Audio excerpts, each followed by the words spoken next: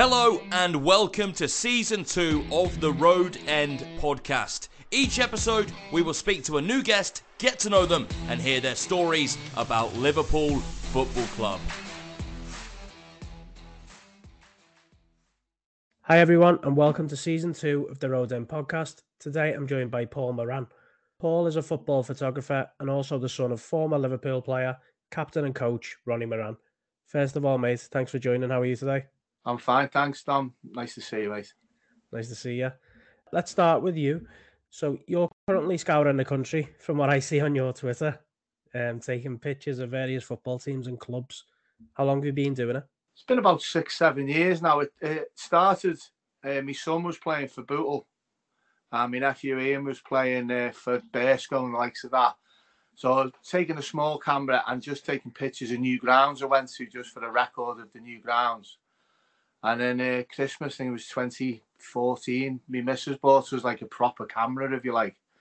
And she said, why didn't you have a go with this? So started taking a few more pictures, and then it's developed now into, it's still a hobby because I'm not getting paid for it, but it's something I really enjoy doing now. I do pictures for Bootle as one of their official photographers. There's two lads, me and a lad called Will Griffiths. And on I do lower Brecks if Bootle aren't playing. They let me go pitch side and that. And tonight I'm going to watch AFC Liverpool. And they've got a photographer, Dave, so he does their pictures. But I'll go and just take some tonight.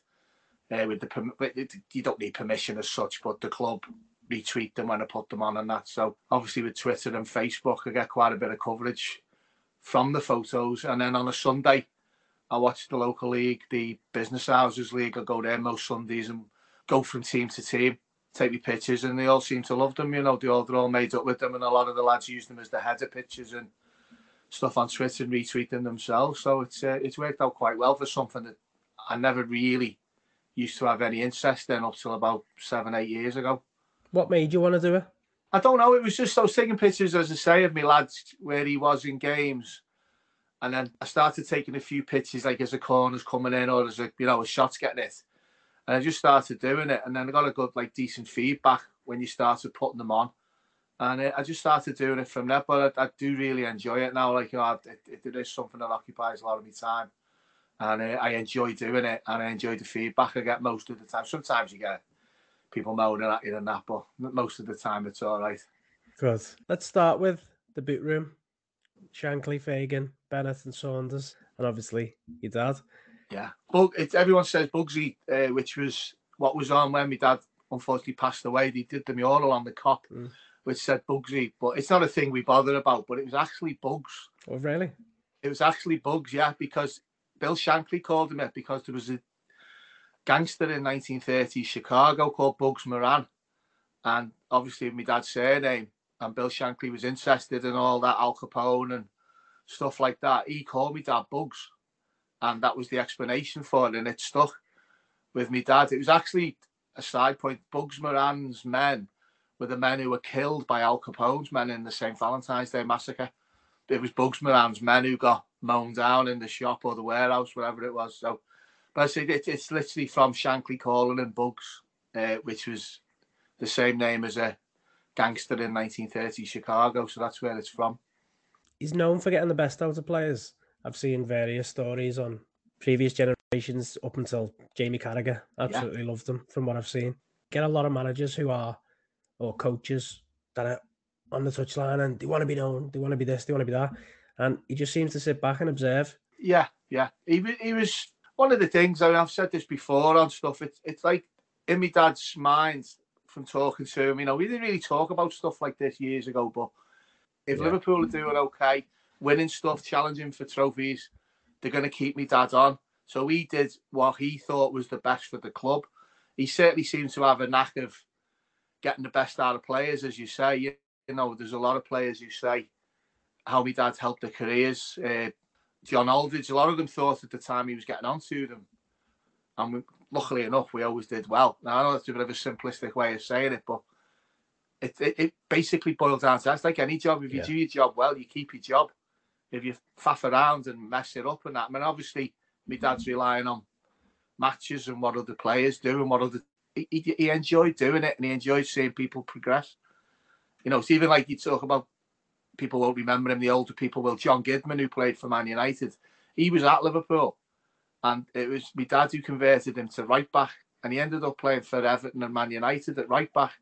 But my dad used to mention him now and again because he used to say the phrase like he's one of mine type of thing, because he moved people around, and sometimes the move helped the careers. You know, I know that he's playing for Man United, Everton, and that, but it was still something he'd look for to see how people were doing, who he dealt with as an apprentice or a youngster at Liverpool. So it was always something he enjoyed doing. Well, he's been there himself, hasn't he? I've seen he was an electrician. Yeah, he worked on the docks. He used to tell me about the overhead railway. He used to get the railway from Seaforth right down to the other end of town, to Garston, or as far as it went. But he used to be working, I think it was Mersey Docks he worked for. So he got sent to whichever dock needed electrical work to him. But he was, I don't know if he was a qualified electrician, but he used to do stuff. He used to do stuff around the house. I never seen him like blow himself up or anything. So he must have known what he was doing. He stopped doing it a while ago, but obviously he used to know what he was doing, type of thing, with the electrics. And I'm sure you've got plenty of stories from your younger days, from being around them basically and being around the club. What story stands out for you most? Well, it's always the little stories that you look back on now, that at the time I was going to sort of work with my dad. Now, I didn't see him on match days as such. I started going to first team games when I was about 11, 12. And my dad went with the first team in 1974 when I was 12. So I started going to Anfield then. But we went with a friend and a neighbour who lived by us, who took me to the games. I only saw my dad. As he come out the tunnel, he used to look up and wave. But that was the only match day first team interaction I had with him. Reserve games used to be great because I go in the dressing room and go in the dugout. Sundays I'd go in with him when he was doing treatments, and he'd give me a ball and say, yeah, go on the pitch. And he'd just go on the pitch and kick the ball into the goal. So that was Sunday mornings at 8, 9, 10 years old. So, you know, and then he'd come out the tunnel and shout you when it was time to go. So you look back at it and you think, Christ, I wish we had mobile phones back then and that you could get all, because there's no pictures or nothing. So you tell people, I mean, people believe you type of thing because of the connection you've got. But, you know, be sitting in the treatment room with people getting treatment like Kevin Keegan, John Toshak, and you're just sitting there. You're not joining in the conversations, but you're around it all the time. Especially I still love football now. I'm going to a game 2 o'clock this afternoon at Marine, and there's one at Marine tonight at 7:45. So I'm doing two. I just enjoy going to football and enjoy being in and around it and knowing people who are playing, even non-league players now. It's great. You have a little bit of interaction with them and a laugh, or even a laugh at them. You know, you get some pictures of them sometimes when they're doing something or falling over, or so I enjoy doing it. But I wish I had more stuff from going to all around the country with Liverpool in the 70s and 80s. Obviously, there's not really anything from that I've got a memento of. As a football fan, then obviously you're a Liverpool fan. When you're growing up, what players was like my little boy, if he sees a player now, he's like, which player was the one for you?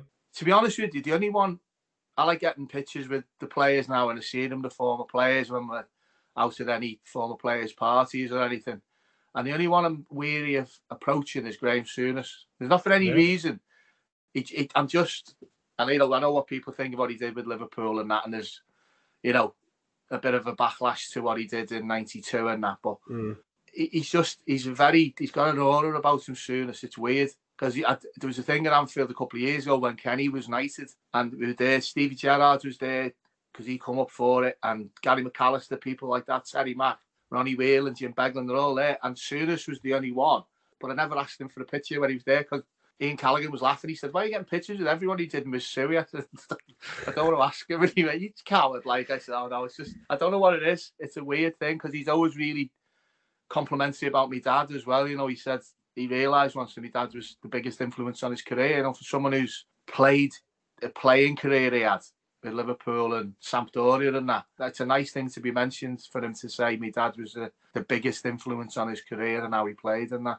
Well, when he come back from Italy, he tried to change things too quick. When he comes to Liverpool, he tried to change things too fast, and he's acknowledged that, and acknowledged a few other, you know, if you call them mistakes he made.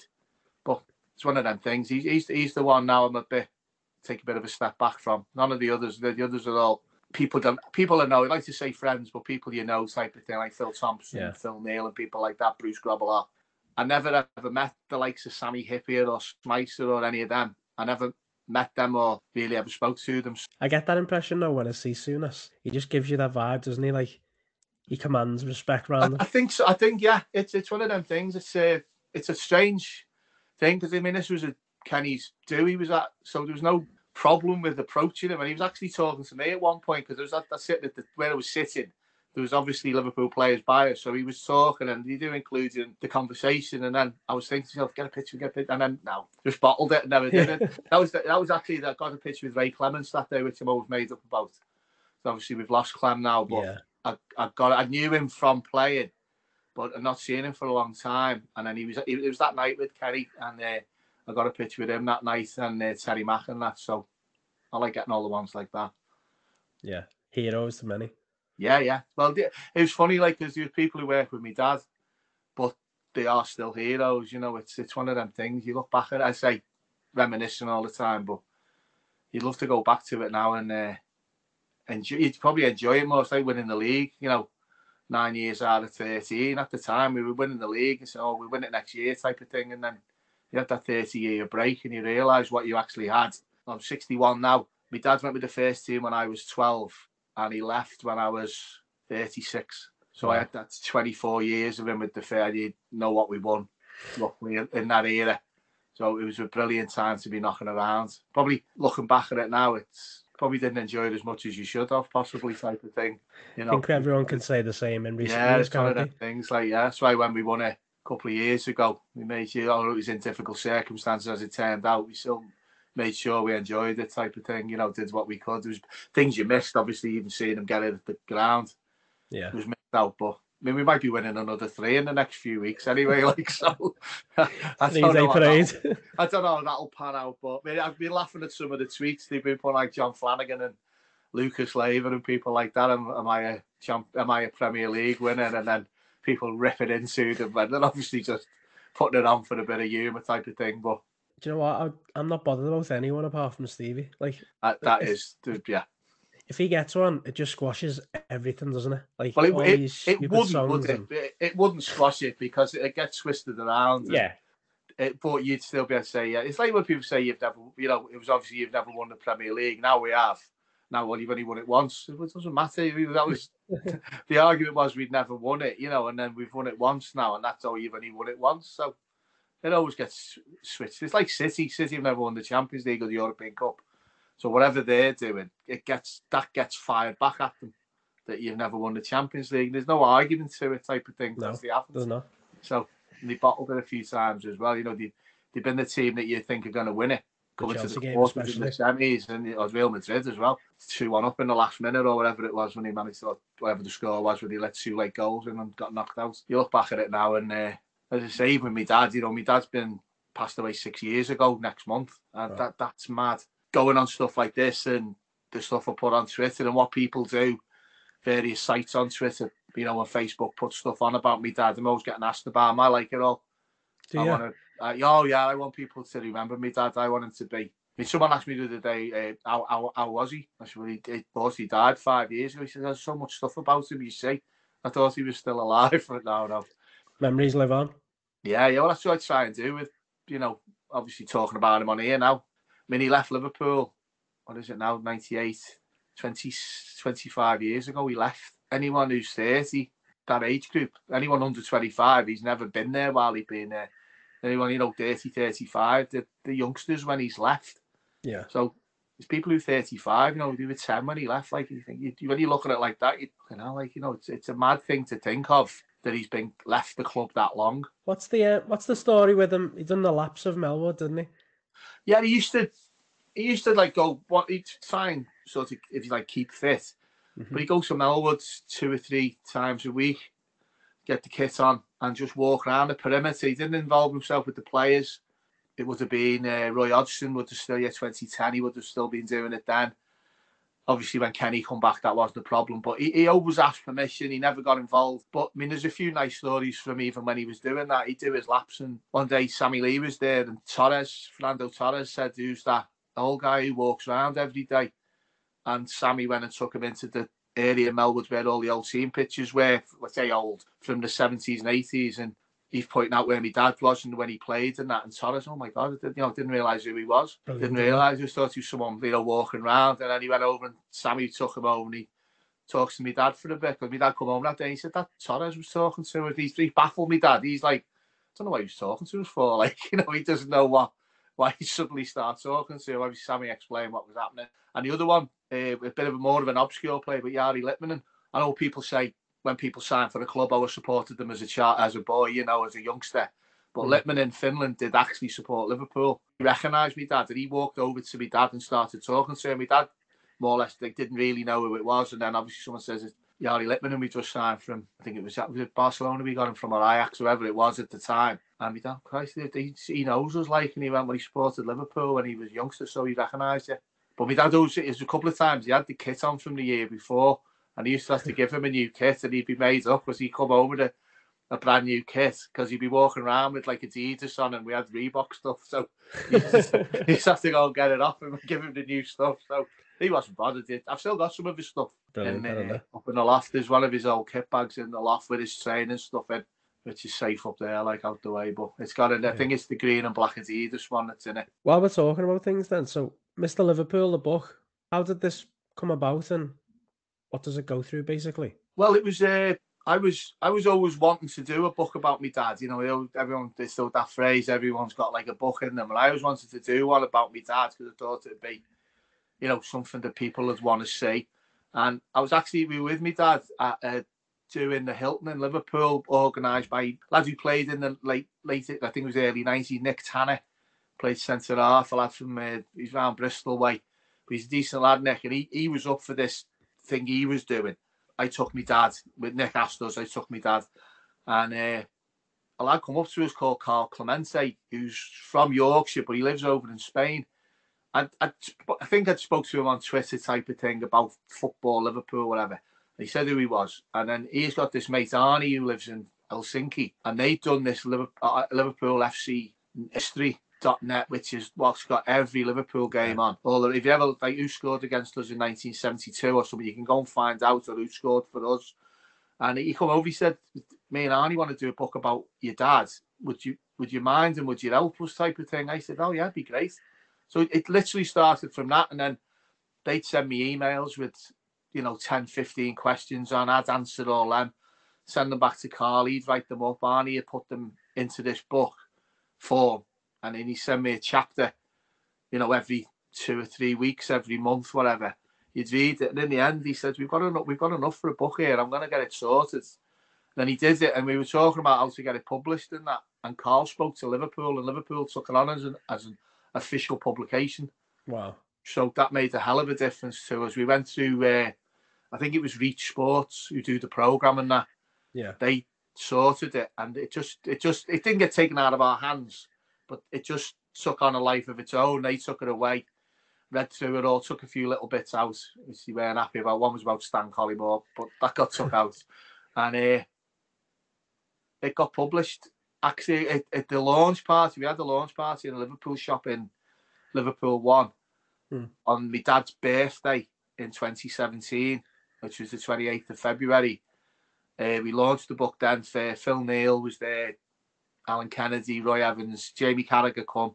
I think Tomo was there. There was 5 former players there, and Carragher was still sort of on the. I think he'd left by then in 2017, hadn't he? But he was still obviously in our eyes a current player type of. And the book got launched, and then unfortunately, my old fella passed away 3 weeks later. But he was all right when he was in a home. He had dementia, but he was in a home. But he was all right, if you know what I mean. He was living in the home, and then we were actually playing at Anfield, and we got a message saying he's not well. You better come to the home. So we went, and he went to the hospital and never come back out.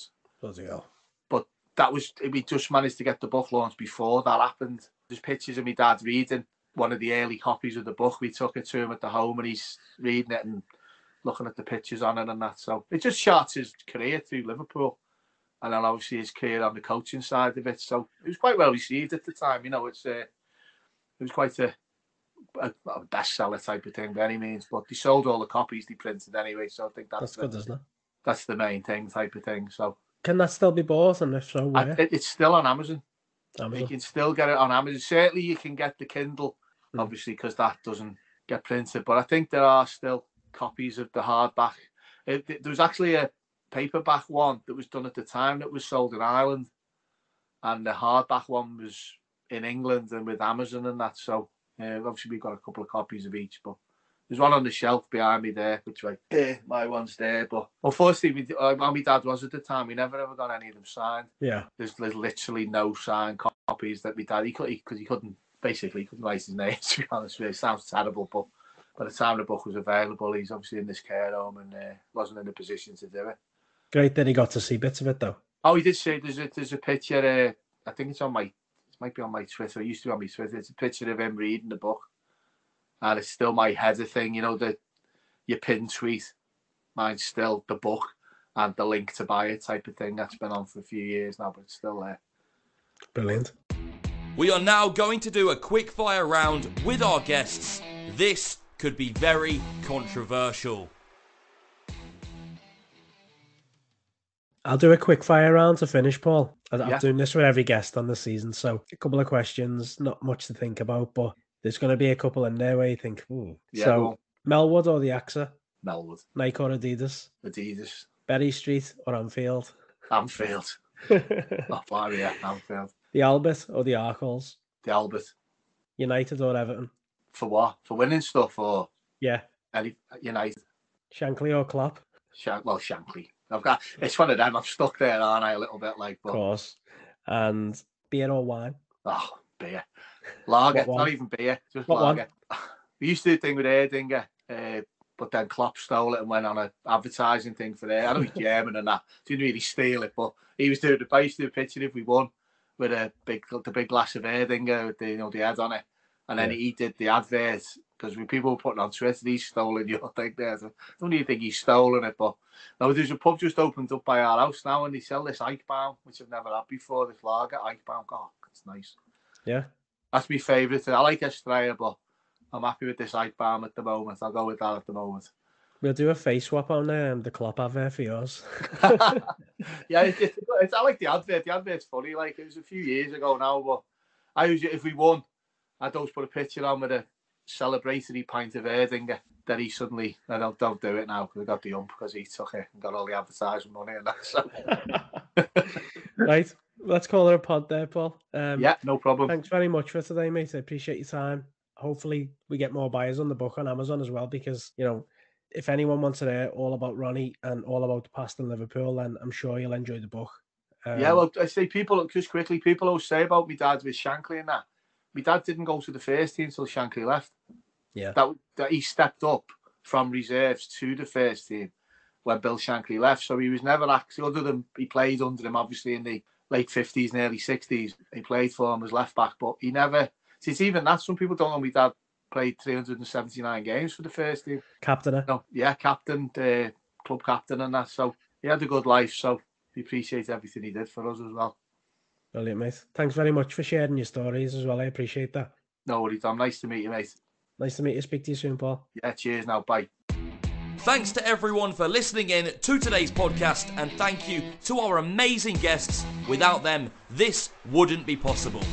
Don't forget to follow us on social media, twitter.com/The Road End Pod, and on Instagram, Instagram/The Road End Pod.